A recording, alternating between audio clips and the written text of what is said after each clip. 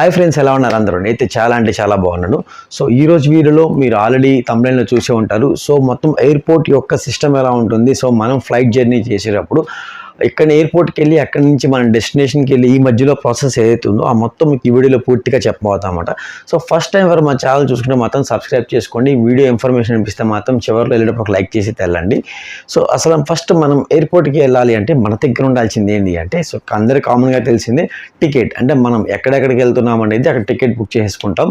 So దీనిలో మీకు ఎప్పుడు రెండు ఉంటారు పదాలు, డిపార్చర్ అని, అరైవల్ అని. సో డిపార్చర్ అంటే ఏంటంటే, ఫర్ ఎగ్జాంపుల్ మీరు హైదరాబాద్ నుంచి చెన్నై వెళ్తుంటే, సో మీరు వెళ్తున్నారు కాబట్టి హైదరాబాద్ నుంచి డిపార్చర్ అవుతున్నారు చెన్నైకి.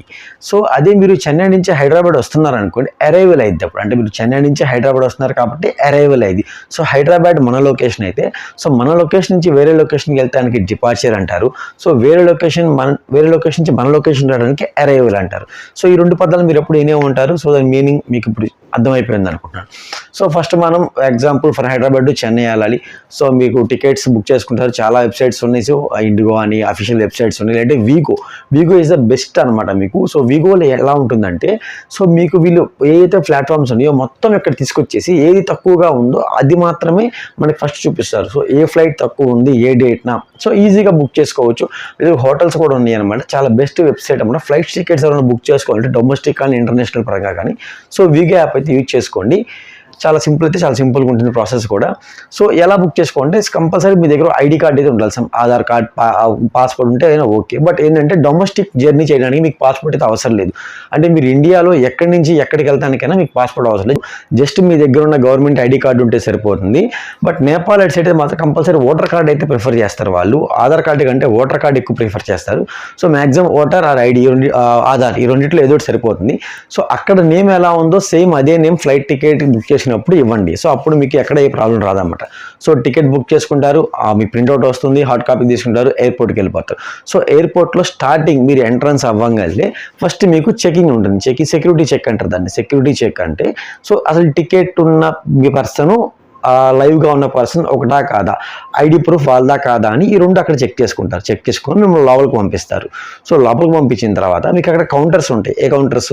ఫర్ ఎగ్జాంపుల్ మీరు బుక్ చేసుకున్న ఎయిర్లైన్స్ వచ్చేసరికి ఎయిర్ ఏషియా, ఇండిగో, ఇలా డిఫరెంట్ ఉంటాయి కదా, స్పైస్ జెట్ అని. సో మీ కౌంటర్స్ అక్కడ వరుసగా ఉంటాయి. ABCD అంటే ఎగ్జాంపుల్ చెప్తున్నాను, అలా వరుసగా ఉంటాయి. అది ఎయిర్పోర్ట్ ఏది ముందు ఉంటుంది, ఏది అనుకుంటుంది, ఏది మధ్యలో ఉంటుందని ఎయిర్పోర్ట్ బట్టి డిఫరెన్స్ ఉంటుంది. సో ఫర్ ఎగ్జాంపుల్ మీరు ఇండిగో బుక్ చేసినారు అనుకోండి, సో ఇండిగో బుకింగ్ కౌంటర్ ఉంటుంది. అక్కడికి వెళ్ళిన తర్వాత సో మీ టికెట్ అండ్ అలానే మీ ఐడి కార్డ్ చూపిస్తే వాళ్ళు మీకు వెబ్ చెక్ ఇన్ ఇస్తారు. సో ఈ వెబ్ చెక్ ఇన్ అనే ప్రాసెస్ ఏంటంటే, మీరు కావాలంటే ఒక 24 అవర్స్ ముందు లేదంటే 48 అవర్స్ ముందు, అది బేస్డ్ ఆన్ ద ఎయిర్లైన్స్ బట్టి ఉంటుంది. సో 48 అవర్స్ లేదా 24 అవర్స్ ముందు మీరు వెబ్ చెక్ ఇన్ చేసుకోవచ్చు. ఈ వెబ్ చెక్ ఇన్ వల్ల మనకు యూజ్ ఏంటంటే, అంటే నేను ఓకే రెడీగా ఉన్నాను వెళ్తానికి అని వెబ్ చెకింగ్ అంటే సీట్ కన్ఫర్మేషన్ లాంటిది అనమాట. సో నువ్వు బుక్ చేసినా కానీ సీట్ కన్ఫర్మేషన్ లాంటిది చేసుకోవచ్చు.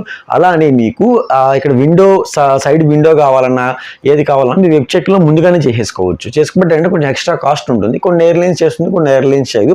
90% అయితే మీరు వెబ్ చెకింగ్ చేసి విండో సీట్ కావాలంటే కొంచెం అమౌంట్ పే చేసుకుంటే మీకు విండో సీట్ చేస్తారు ముందుగానే. సో ఒకవేళ వెబ్ చెకింగ్ చేసుకుంటే అక్కడ మీకు బోర్డింగ్ పాస్ వస్తుంది.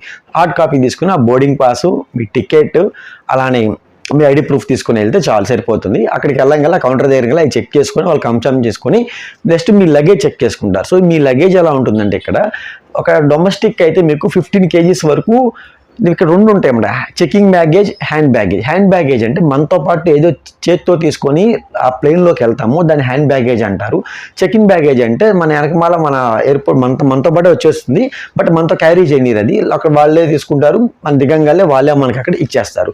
సో ఇది 15 kgs తీసుకోవచ్చు. అలానే మనకి హ్యాండ్ బ్యాగేజ్ మాత్రం అప్ టు 7 kgs వరకు మనం చేతితో తీసుకెళ్ళిపోవచ్చు.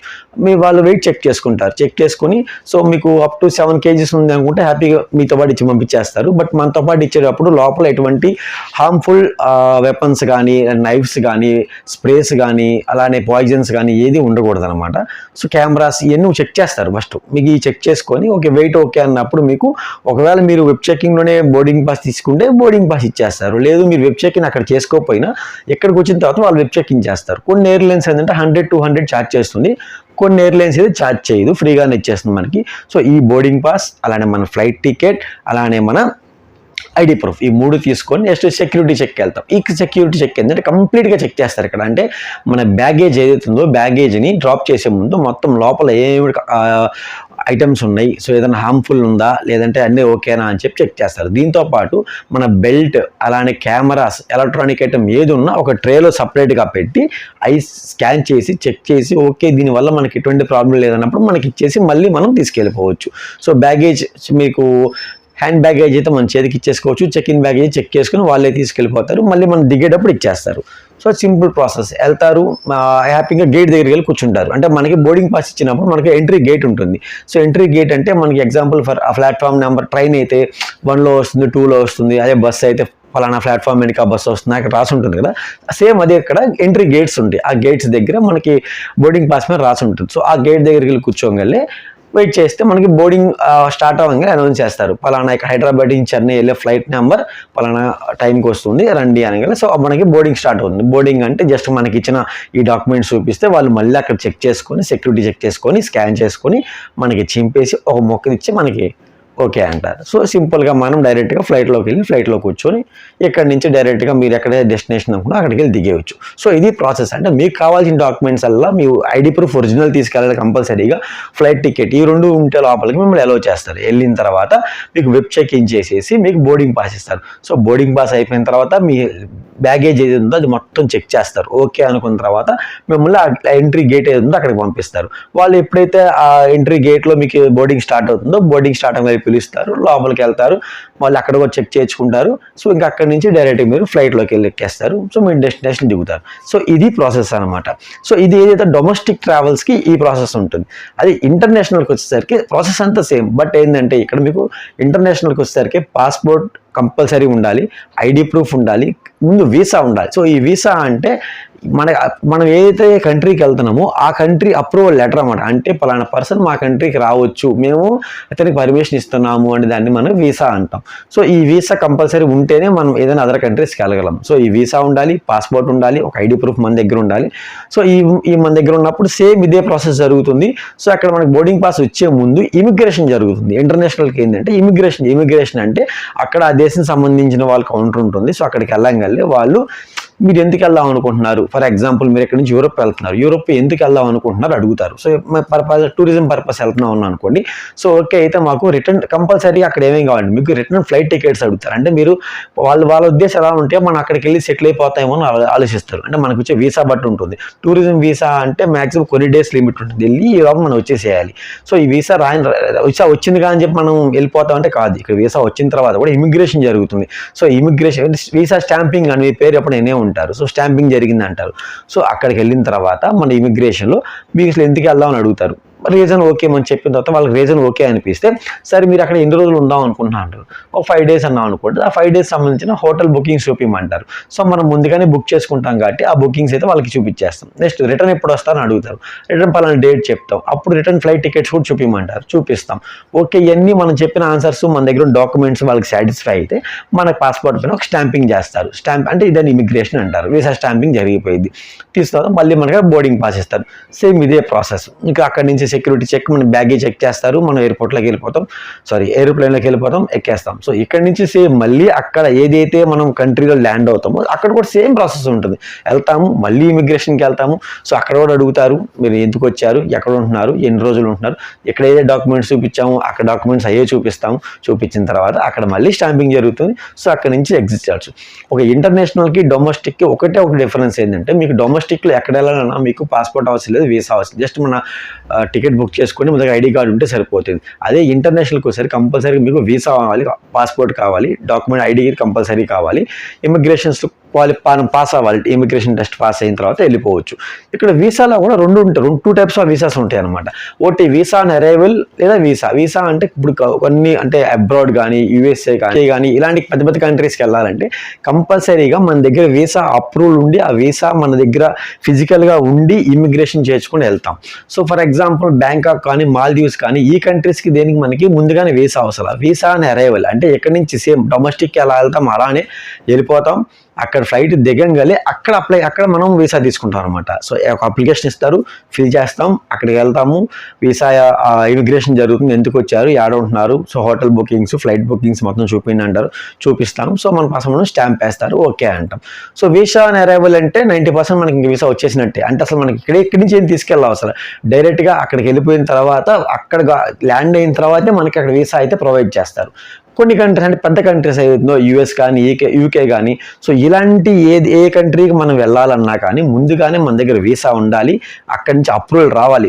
మీకు టూరిజంకి వెళ్ళాలన్నా, వర్క్ పర్మిట్కి వెళ్ళాలన్నా, స్టడీ పర్పస్కి వెళ్ళాలన్నా, మీరు ఏ పర్పస్ అయినా ఆ కంట్రీస్కి వెళ్ళాలి అనుకుంటే కంపల్సరీ ముందు వీసా అప్రూవల్ వచ్చిన తర్వాత మాత్రమే మనం ఆ కంట్రీకి ఫ్లై అవ్వగలం. మాల్దీవ్స్ కానీ, బ్యాంకాక్ కానీ చిన్న కంట్రీస్ ఉంటాయి. వీటికి ఏంటంటే మనకు ముందుగానే వీసా అవసరం లేదు, మనం అరైవల్ అని వీసా తీసుకోవచ్చు. సరే, వీసా అని అరైవల్ అంటారు దాన్ని. సో అక్కడ మనకి ఫ్లైట్లోనే అప్లికేషన్స్ ఉంటాయి, లేదంటే ముందుగానే మనకి ఆ వెబ్సైట్స్లో డౌన్లోడ్ చేసుకొని ఫిల్ చేసుకుని వెళ్ళిపోతే అక్కడ మనం నుంచునే బాధ తప్పిద్ది. లేదంటే అక్కడికి వెళ్ళి మీరు క్యూలో నుంచోవాలి, అప్లికేషన్ ఫిల్ చేయాలి, మీ పాస్పోర్ట్ చూపించాలి, సో మీ హోటల్ బుకింగ్స్, అలానే మీ యొక్క రిటర్న్ ఫ్లైట్ టికెట్స్ చూపించిన తర్వాత వాళ్ళు చూసుకొని ఓకే ఇతను టూరిజం పర్పస్ మీదే వచ్చాడు అని చెప్పి మీకు స్టాంప్ వేసేసి అక్కడి నుంచి హ్యాపీగా మీరు ఏ కంట్రీ విజిట్ చేయాలనుకుంటున్నారో ఆ లొకేషన్స్ మొత్తం విజిట్ చేసి రావచ్చు. సో ఇది ప్రాసెస్ అనమాట. సో డొమెస్టిక్కి ఇంటర్నేషనల్కి మీకు డిఫరెన్స్ అర్థమైంది. డొమెస్టిక్ అయితే ఎటువంటి డాక్యుమెంట్స్ అవసరం లేదు, ఫ్లైట్ టికెట్స్ అలానే మన ఐడి ప్రూఫ్ ఉంటే సరిపోతుంది. ఇంటర్నేషనల్కి ఎలా అంటే కంపల్సరీ పాస్పోర్ట్ ఉండాలి, వీసా ఉండాలి, ఐడి ఉండాలి. ఒకవేళ అక్కడ మనం టూరిజం పర్పస్ వెళ్తే ముందుగానే flight tickets, return flight tickets, hotel bookings మొత్తం చేసుకొని ఉన్న తర్వాత అప్పుడు ఇమిగ్రేషన్లో మనం పాస్ అయితేనే మనం ఫ్లై అవ్వగలం. సో ఇది ఫ్రెండ్స్, మీకు నాకు క్లారిటీగా అర్థమైందని అనుకుంటున్నాను నేను కూడా. సో ఇంకేదైనా డౌట్ ఉన్నా కూడా కమెంట్ సెక్షన్లో మీరు కమెంట్ చేస్తే నేను చెప్పగలను, మీకు ఏదైనా ఇన్ఫర్మేషన్ కావాలన్నా కూడా. సో హోప్ మీకు ఈ వీడియో నచ్చింది అనుకుంటున్నాను. నచ్చితే మాత్రం లైక్ చేయండి, నచ్చితేనే లైక్ చేయండి. సో సబ్స్క్రైబ్ మాత్రం చేసుకోండి, ఎందుకంటే మీకు నెక్స్ట్ వచ్చే వీడియోస్ ఏదన్నా మీకు ఇన్ఫర్మేటివ్ ఉంటే అప్పుడు మీకు ఇన్ఫర్మేషన్ యూజ్ అవుతుంది కదా. కొంచెం సబ్స్క్రైబ్ చేసుకొని మన ఛానల్ కొంచెం సపోర్ట్ చేయండి. మీరు ఇచ్చే సపోర్ట్ బట్టి మనకి ఇంకా కొంచెం ఎంకరేజింగ్ ఉండి మంచి వీడియోస్ చేయాలని, ఎలాంటి వీడియోస్ కావాలన్నా కింద కమెంట్ సెక్షన్లో కమెంట్ చేస్తే నేను దాని తగ్గట్టు వీడియోస్ అయితే మీకు చేస్తూ ఉంటాను అనమాట. సో ఈ ఇన్ఫర్మేషన్ ఎవరికైతే ఆల్రెడీ ఫ్లై అయ్యి ఉన్న వాళ్ళకైతే అనవసరం, వాళ్ళకి అన్నీ తెలిసి ఉంటుంది. ఎవరైతే ఫస్ట్ టైం ఫ్లైట్ చేయాలనుకుంటున్నారో సో వాళ్ళు, లేదంటే ఇంకెవరైనా వెళ్ళాలనుకుంటే వాళ్ళకి వీడియో షేర్ చేయండి, క్లారిటీగా అర్థమవుతుంది. బట్ మీరు ఎక్కడికి వెళ్ళినా మీతో పాటు పాస్పోర్ట్ సైజ్ ఫోటో మాత్రం తీసుకెళ్ళండి. ఎప్పుడు ఎలా అవసరం అవుతుందో తెలియదు కాబట్టి పాస్పోర్ట్ ఎప్పుడు ఆ ఫొటోస్ ఉంటాయి కదా, సో ఆ ఫొటోస్ మీకు సర్టైన్ సైజెస్ ఉంటాయి. ఒకసారి గూగుల్లో చేసినా మీకు సైజెస్ ఉంటాయి, లేదంటే నేను స్క్రీన్ మీద ట్రై చేస్తాను. సో ఈ సైజెస్ పాస్పోర్ట్ సైజ్ ఫోటో ఎప్పుడు క్యారీ చేసుకోండి, ఎప్పుడు ఎక్కడ అలా అవసరం పడుతుందో తెలియదు అనమాట. మనకి ఉంటే బెటర్ మనకి. బట్ ఇంటర్నేషనల్ లెవెల్ కంపల్సరీ తీసుకెళ్ళండి. డొమెస్టిక్ ఉన్న వాళ్ళకి ఒక్కోసారి మేబీ యూజ్ అవ్వకపోవచ్చు, ఉంటే బెటర్ కదా. అక్కడ దాకా వెళ్ళి మళ్ళీ లేదు అనిపించుకునే కంటే మనం క్యారీ చేసుకుంటే బెస్ట్. సో ఈ రోజుకి ఈ వీడియో ఇంతే. By, good bye.